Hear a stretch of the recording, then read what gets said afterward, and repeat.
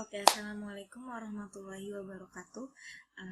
Hi, I am Nadia Karima. I'm a student of English Education Department at State Islamic University Syarif Hidayatullah Jakarta, Faculty of Tarbiyah and Teachers Training. This video meant to fulfill an extensive reading assignment 2015. Here, I want to explain my textbook review. The title is An Autobiography of Louis Armstrong. Have you heard about Louis Armstrong before? Okay, let's move. This is Louis Armstrong, about 14 years old. Louis Armstrong was the greatest of all jazz musicians. Armstrong defined what it was to play jazz. His amazing technical abilities, the joy and spontaneity. Only Charlie Parker comes close to having as much influence on the history of jazz of Louis Armstrong did.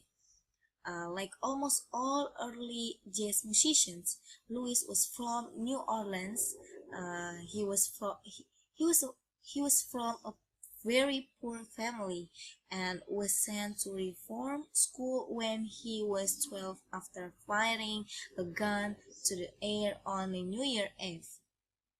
At the school, he learned to play cornet like this, and then after being released at the age 14, he worked selling papers and unloading boats and selling coal from a cart. And he is referred by jazz fans, but Armstrong also became an enduring figure in the popular music due to his distinctly praise-based singing and engaging personality, which were on display in a series vocal recording of film roles. Okay, next is this is Louis Armstrong when he was young, maybe. He is active about 50 years. He born on August 4, 1901 in New Orleans, Los Angeles, and he was died on July 6, 1971 in New York. And then the genre of her music jazz is jazz vocal. You can see that. Alright, and then the style of him is Dixieland, early jazz, New Orleans jazz vocal, jazz swing traditional, pop jazz instrument, and drum jazz.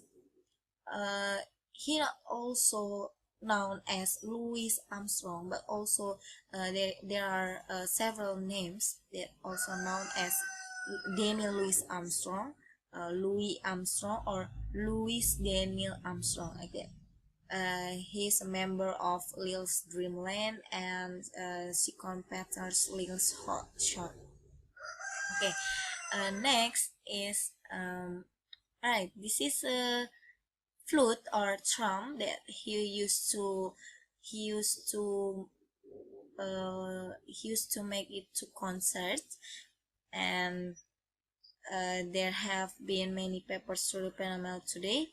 For fans or jazz music who is not familiar with the song, the familiar song is "What a Wonderful World," "La Vie en Rose," "Make the Knife to Dream," a little dream that brought his name one of the influential jazz musician. Actually, I don't know what is the famous music that he made, because maybe it's too old for me, and I haven't been born at the time. Okay. If you visit to the New York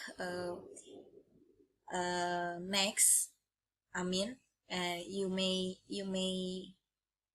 go to the Louis Armstrong Museum that he has made by himself, and there is and there collects many unique instrument about him or history about him there, and don't forget to visiting there.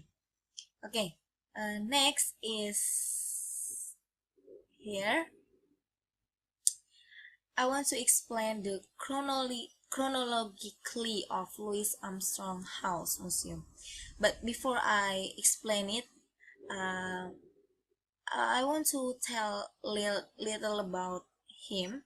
Um, he has a wife and 3 sons, and then he become a rich man after his name famous in the New York, and then he is from Irish or American and African people, and he want to dedicate dedicate his life in a museum. So his money he used his money to make a museum in order to people not forget about him.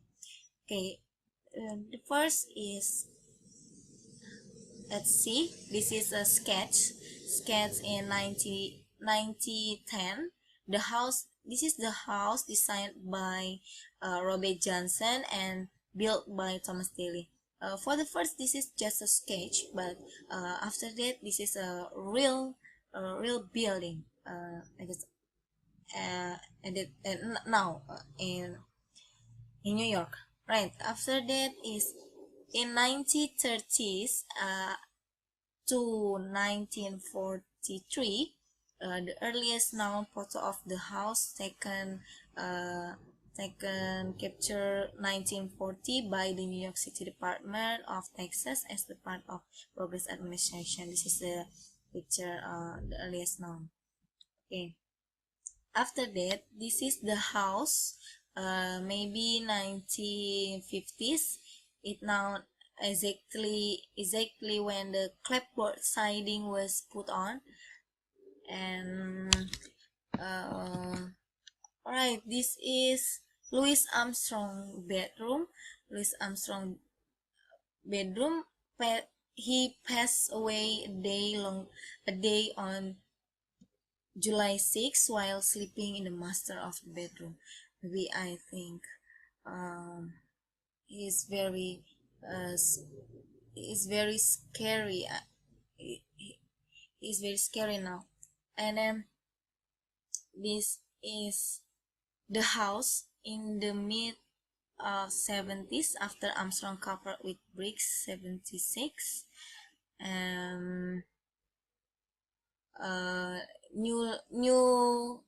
Newlyweds Louis and Lucille Armstrong. Lucille Armstrong is his father, and purchased the house and make it a permanent house for him. Okay, this is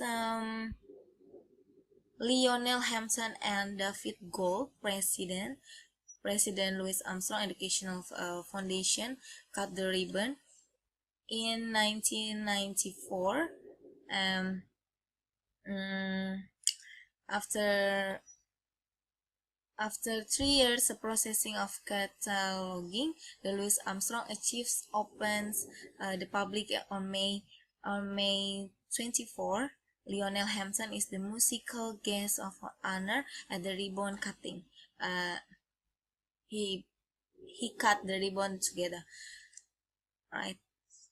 After that is Jack Bradley with Louis Chicago. This is Jack Bradley that give awarded to Louis Armstrong in 2005 for